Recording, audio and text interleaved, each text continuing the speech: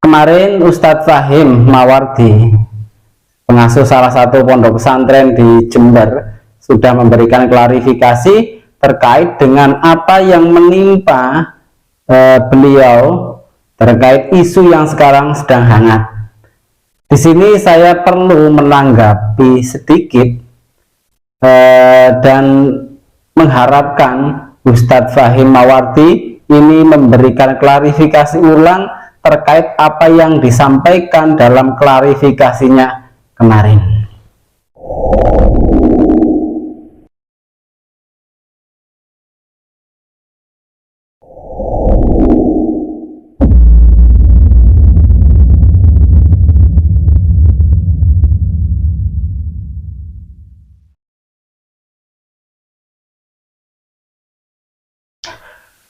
Assalamualaikum warahmatullahi wabarakatuh. Alhamdulillahirabbil alamin, wassalatu wassalamu ala asrofil anbiya wal mursalin sayyidina wa maulana Muhammadin wa ala alihi wa sahbihi ajma'in, amma ba'du. Baik teman-teman yang dimuliakan oleh Allah Subhanahu wa ta'ala, sebelumnya saya mengajak pada teman-teman semua untuk husnudzon terhadap apa yang menimpa Ustadz Fahim Mawardi, maupun husnudzon terhadap apa yang dilakukan oleh istri beliau. Oke, kita akan menanggapi dulu apa yang disampaikan atau klarifikasi dari Ustadz Fahim Mawardi. Jadi sebelumnya kita harus berpijak pada praduga tak bersalah. Mungkin saja Ustadz Fahim ini tidak bersalah karena beliau tahu hukum pencabulan, hukum zina dan lain sebagainya. Tapi ya manusia biasa, tetap Ustadz Fahim ya manusia biasa yang mungkin saja bisa melaksanakan atau melakukan dosa, karena bukan nabi dan bukan malaikat. Selanjutnya, kemarin beliau sudah memberikan klarifikasi terkait isu hangat yang menimpa beliau. Sebelumnya istri atau mantan istri versi Ustadz Fahim ini melaporkan beliau terkait dengan pencabulan atau beliau diduga mencabuli santrinya dalam ruangan khusus. Nah, dalam klarifikasinya kemarin, satu yang perlu disoroti, satu, beliau mengatakan dia itu sudah bercerai dengan istri. Jadi yang melaporkan itu dianggap sebagai mantan istri atau bukan istrinya lagi. Tapi sementara pengakuan dari si mantan istri tersebut, beliau itu belum pernah sama sekali mendengar kata talak dari Ustadz Fahim. Terlepas dari benar atau tidak, yang benar siapa, kita singkirkan dulu.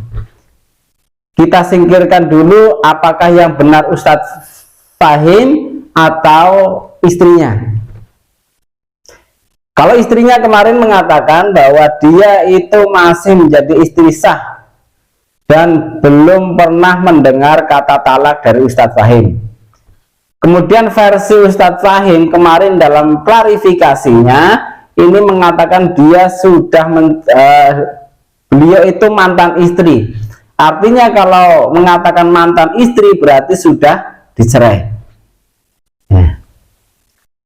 Kita tahu kalau mantan istri ini hukumnya bukan istrinya lagi.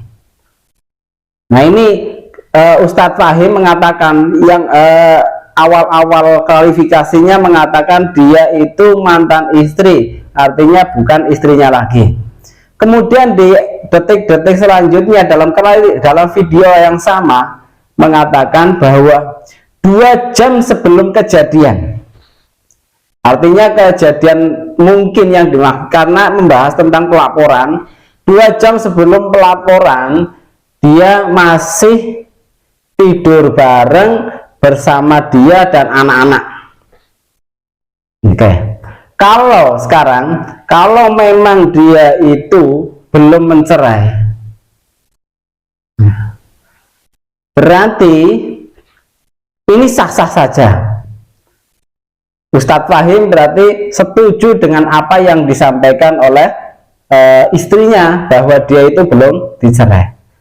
Berarti 2 jam sebelum kejadian pelaporan ini masih menjadi istri sah dan halal untuk tidur bersama anak-anak dan istrinya. Tetapi dalam klarifikasinya kemarin mengatakan bahwa Ustadz Fahim sudah mencerai. Kalau sudah mencerai, statusnya ini bukan istrinya lagi.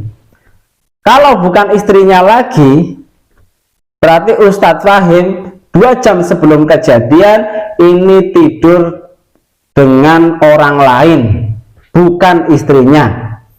Dan kita tahu bahwa Ustadz Fahim pun tahu ketika tidur dengan bukan istrinya, ini dalam pandangan agama ini tidak diperbolehkan.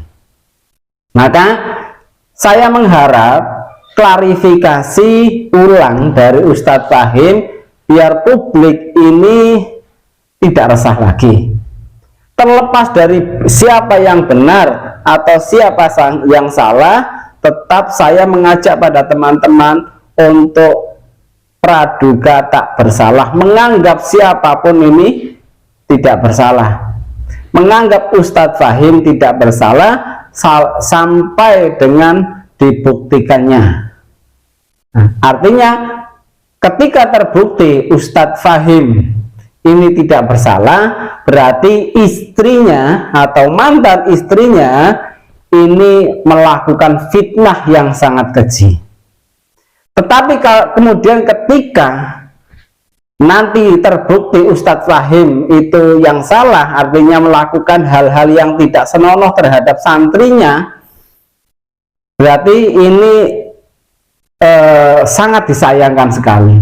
Tapi kita tetap mendoakan yang terbaik buat Ustadz Fahim maupun buat istri Ustadz Fahim atau mantan istrinya.